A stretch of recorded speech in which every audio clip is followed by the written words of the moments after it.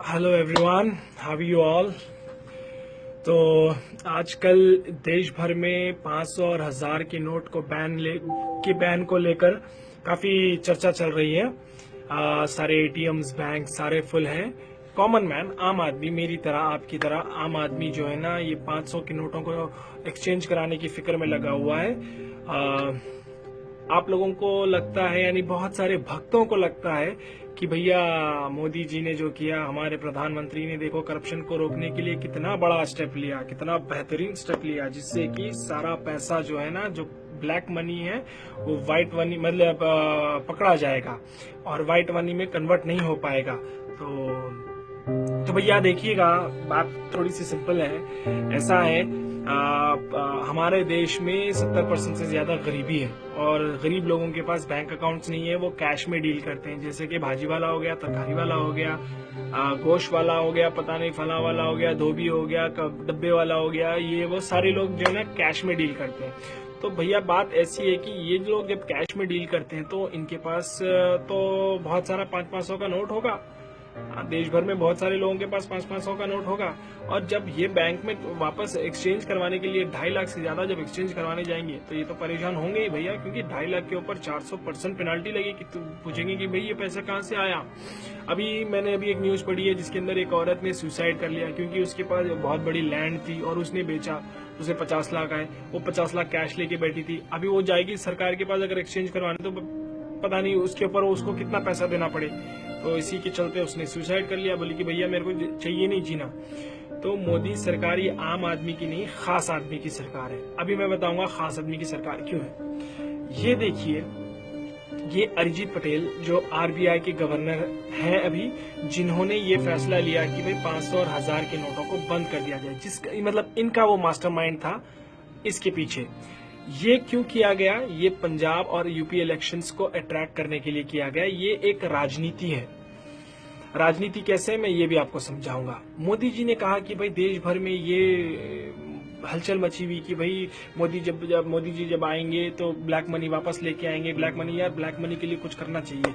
और एक बात, उससे पहले मैं आपको ये बताऊं कि जब अरिजीत पटेल आरबीआई के गवर्नर बनने वाले हैं, ये अनाउंस किया गया था 20 अगस्त को। उसी के दरमियान आगे या पीछे कुछ दिनों में जियो की फ्री सिम का ऑफर दिया गया।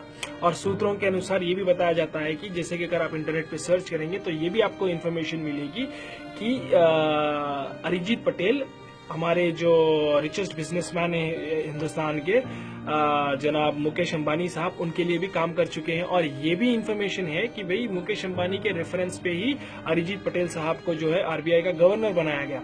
तो जैसे 20 अगस्त को ये अनाउंस कर दिया गया कि भाई 4 सितंबर से अरिजीत पटेल साहब हमारे देश के गवर्नर रहेंगे, फौरी ये जियो का फ्री ऑफर आ गया। यानी रिलायंस ने अपना सारा जितना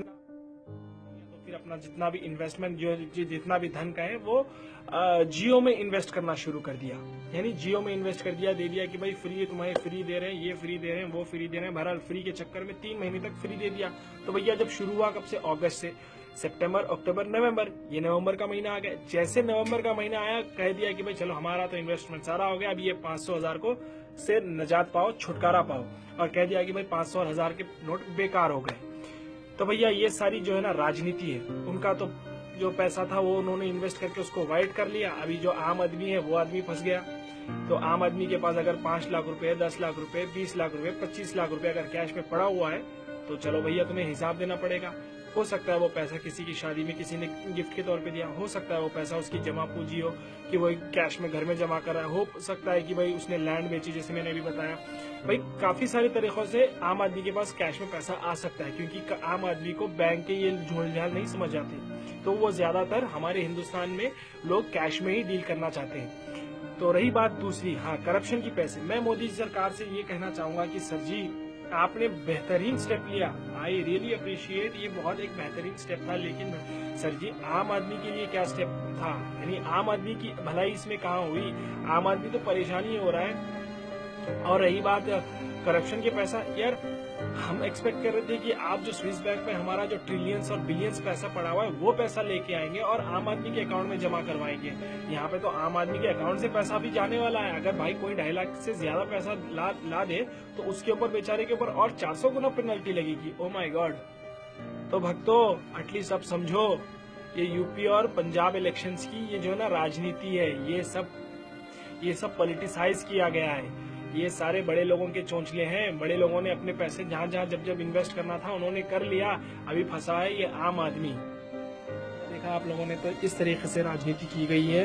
देश की जनता नाराज हो रही थी कि भाई काले धन पे सिर्फ बातें किए जा रहे हैं, लेकिन काले धन पे कोई एक्शन नहीं लिया जा रहा था। तो देश की जनता का काले धन से मतलब ये था कि भाई जो स्विस बैंक में हमारे जो ट्रिलियंस ऑफ मिलियंस पैसे जो पड़े हुए हैं वो लेके आए, देश के जो ट्रिलियंस डॉलर्स पड़े हुए हैं वो लेके आए। ये 500,000 को खत्म करने से देश के अंदर का काला धन बेशक के खत्म होगा, लेकिन सरकार को ये सोचना चाहिए था कि इससे आम आदमी कितना परेशान हो सकता है। क्योंकि मैंने जैसे बताया 3 महीने पहले का जो गेम था, 20 सितंबर को अनाउंस किया गया, 20 अगस्त को अनाउंस किया गया कि आरबीआई का गवर्नर चेंज होने वाला है।